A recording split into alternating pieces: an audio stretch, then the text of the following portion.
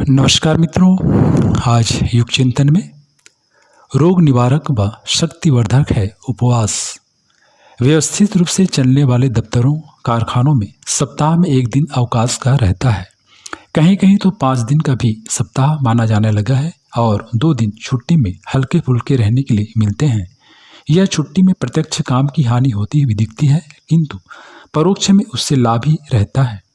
2 दिनों में हल्का फुल्का रहकर व्यक्ति अधिक उत्साहपूर्वक अधिक मात्रा में काम कर सकता है। यही बात पाचन तंत्र के बारे में भी है। पेट आमाशय आते मिलाकर एक तंत्र बनता है। इसमें फूलने सिकुड़ने की क्रिया होती रहती है और उलट पुलट के लिए जगह की गुंजाइश रखे जाने की आवश्यकता पड़ती है।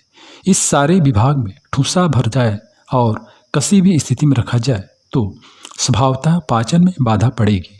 अवयवों पर अनावश्यक दबाव खिंचाव रहने से उनकी कार्यक्षमता में घटोतरी होती जाएगी। उन अंगों से पाचन के निमित्त जो रासायनिक स्राव होते हैं उनकी मात्रा न्यून रहेगी और सदा हल्की भारी कब्ज बनी रहेगी। खुलकर दस्त होने और पेट हल्का रहने की वह स्थिति न बन सकेगी जो शरीर को स्वस्थ बनाए रखने के लिए आवश्यक है। पाचन तंत्र ही आहार को रक्त के रूप में परिणत करने की आश्चर्य भरी प्रयोगशाला चलाता है। इसके कलपुर्जों से अनावश्यक छेड़खानी नहीं करनी चाहिए। इससे कई प्रकार की परेशानियां व्यर्थ ही उत्पन्न होती हैं। अधिक मात्रा में खाना इसे तोड़ फोड़ का प्रत्यक्ष स्वरूप है। आयुर्विज्ञान ने इसी तथ्य का यह कहकर समर्थन किया है कि कम मात्रा में खाया हुआ अच्छी तरह पच जाता है। फलतः वह अधिक ठूसने की तुलना में आर्थिक बचत भी करता है, अंगों को सुव्यवस्थित भी रखता है और पोषण भी अधिक मात्रा में प्रदान करता है। वृद्धावस्था के लिए तो यह अनिवार्य अनुशासन है कि वे अपने पाचन तंत्र की क्षमता को देखते हुए आहार की मात्रा घटाएं। यह न सोचें कि ऐसा करने से शक्ति सामर्थ्य घटेगी, किंतु देखा इससे ठीक उल्टा गया है कि मात्रा घटा देने पर आहार सही रूप से पचता है। वह उपयुक्त पोषण बढ़ाता है और पाचन तंत्र में विकृति नहीं खड़ा होने देता। बच्चों के आहार के संबंध में भी यही सावधानी बरती जानी चाहिए। हर व्यक्ति उन्हें प्रेम प्रदर्शन के रूप में अपने साथ खिलाने लगे तो उसका परिणाम यह होता है कि उन्हें बार बार खाने की बड़ों जैसे गरिष्ठ पदार्थों को लेने की आदत पड़ जाती है। इस कारण उत्पन्न होने संकटों से बचने के लिए यही उचित है कि बच्चों को खाते समय पास भले ही बिठा लिया जाए, पर उनके आहार का स्तर, अनुपात एवं समय सर्वथा भिन्न रखा जाए। कोमल पेट पर अनावश्यक मात्रा थोपना एक प्रकार से उनके मरण की पूर्व भूमिका विनिर्मित करना है। उपवास को धर्म प्रयोजनों में बढ़ चढ़कर महत्व दिया गया है। धार्मिक प्रकृति के लोग वैसा करते भी रहते हैं। महिलाओं के लिए अधिक उत्साह और साहस देखा जाता है, पर इस संदर्भ में जो अनियमितता बरती जाती है वह सब प्रकार से खेदजनक है। उपवास के दिन फलाहारी समझे जाने वाले कुट्टू, आलू, सिंघाड़ा आदि गरिष्ठ पकवानों को स्वादिष्टता के कारण और भी अधिक मात्रा में खाया जाता है।